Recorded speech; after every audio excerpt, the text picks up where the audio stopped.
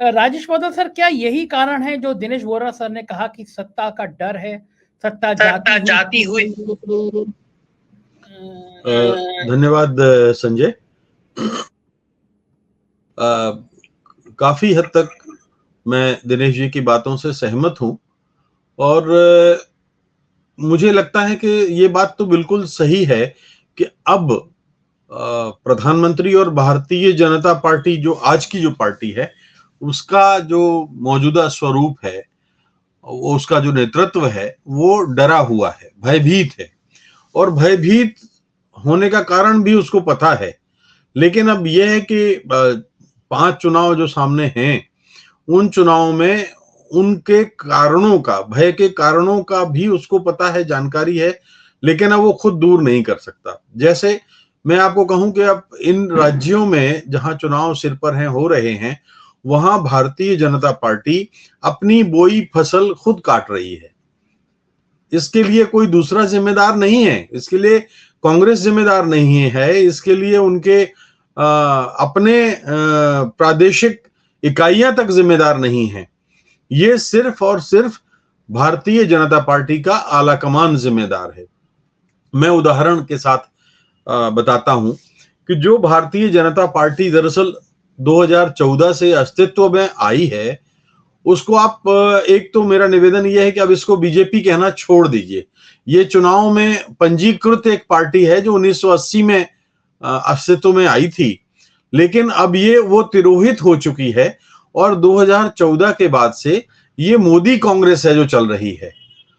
इसलिए कि इस पार्टी में अपने मूल कार्यकर्ताओं को छोड़कर बाकी सारी पार्टियों के दलों के नेताओं के लिए जगह है। जो लोग रूल कर रहे हैं वो अब उन्होंने अपने नए सिरे से इस पार्टी को गढ़ने रचने का एक प्रयास किया और उसमें वो कामयाब रहे। और लेकिन उसमें उन्होंने देखा नहीं कि जिस डाल पर वो बैठे हुए थे वो दरअसल उसी डाल को काट रहे थे।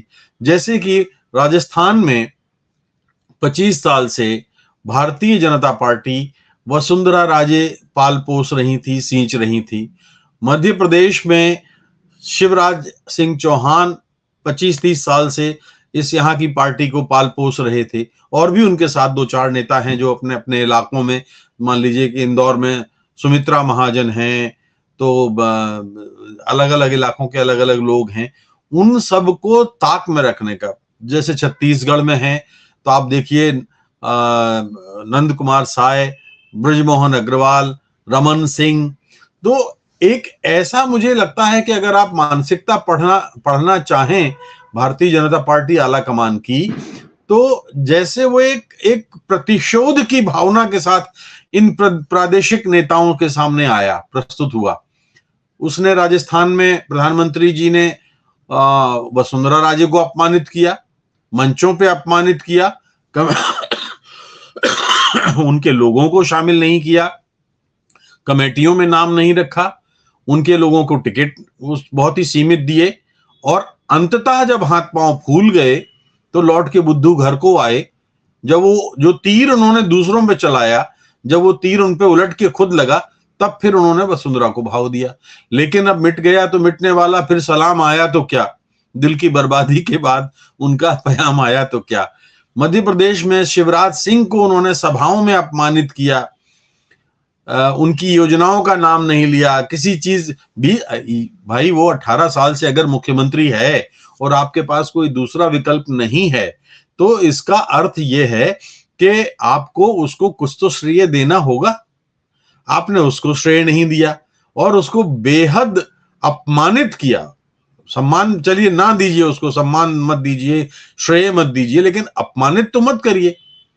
उमा भारती इस प्रदेश में नंबर 1 जनाधार वाली महिला है, और वो ऐसी जनाधार वाली महिला है कि वो खजुराहो से चुनाव 4 बार जीत के दिखाती है लोकसभा का, वो भोपाल से लोकसभा का चुनाव जीत के दिखाती है, वो केंद्रीय मंत्री रहे सुरेश पचौरी को हराती है, वो आपके उत्तर प्रदेश में झांसी से सांसद बन के आती है, वो चरखारी विधानसभा से जीत के आती है।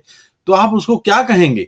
जो जनाधार वाले नेता होते हैं उनको आप अपमानित करेंगे, उनको आप अपनी आशीर्वाद यात्राओं में नहीं रखेंगे, उनको आप पोस्टरों में नहीं रखेंगे, उनको आप उनके कहे गए लोगों को टिकट नहीं देंगे, उनको कहीं स्टार प्रचारक नहीं बनाएंगे, और अंततः बेचारी वो जब नाराज होकर अपने आध्यात्मिक प्रवास पे जाने वाली होती है तो फिर आप मना के लाते हैं और फिर अपमानित करते हैं, कहते हैं हम आपको हेलीकॉप्टर देंगे और फिर आप हेलीकॉप्टर नहीं देते हैं, अब वो घर में बैठी हैं। तो कहने का मतलब ये है मेरा संजय जी, छत्तीसगढ़ में भी यही है। बृजमोहन अग्रवाल साफ कहते थे कि आप मुझे काम तो दो, मुझे कुछ तो जिम्मेदारियां सौंपो चुनाव की, मैं आपको सरकार बना के दिखाता हूं बीजेपी की। रमन सिंह को पूछा नहीं गया, रमन सिंह कौन से कोने में पड़े हैं, कभी कभार अपने इलाके की 2-4 सभाओं में काम कर रहे हैं तो कर रहे हैं। नंद कुमार जो साय हैं, आदिवासी नेता हैं, बहुत बड़े नेता हैं, मतलब जब छत्तीसगढ़ नहीं बना था तब वो प्रदेश बीजेपी के अध्यक्ष थे, तो वो छोड़ के कांग्रेस में चले गए, तो इससे ज्यादा और क्या होगा। तो अर्थ मेरा कहने का ये है कि देखिए, पहले आपने सबको निपटा दिया, सारे लोग निपट गए, और अब आप जब जो भय, जिस भय की दिनेश जी ने बात की है, वो भय जो है अब उनको सता रहा है कि हार ना जाए। जब ये भय सता रहा है तो फिर वो ऊट पटांग हरकतों पे उतर आए हैं, तमाम सारी चीजों पर उतर आए हैं जो बहुत लोकतांत्रिक नजरिए से स्वस्थ और नैतिक नहीं है। लेकिन अब ये है कि अब उन्हें उस स्थिति का सामना तो करना पड़ेगा, जो फसल आपने बोई है वो तो काटेंगे आप।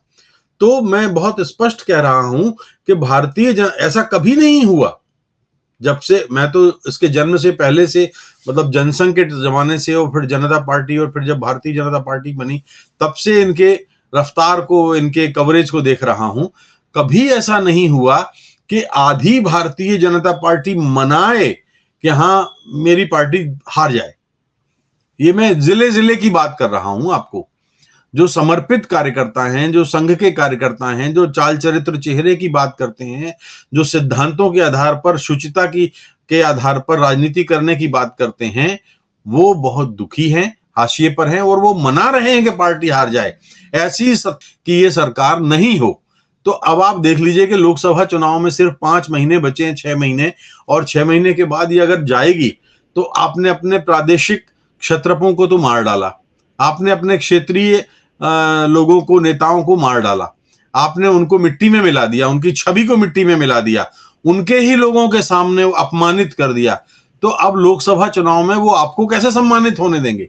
मैं एक ही उदाहरण पूछता हूं कि आपके प्रदेश के मुख्यमंत्री योगी जी हैं, आप बताइए लोकसभा चुनाव होगा तो लोकसभा चुनाव में योगी जी क्या मोदी जी को फिर से प्रधानमंत्री बनने के लिए 100% तहे दिल से सहयोग करेंगे?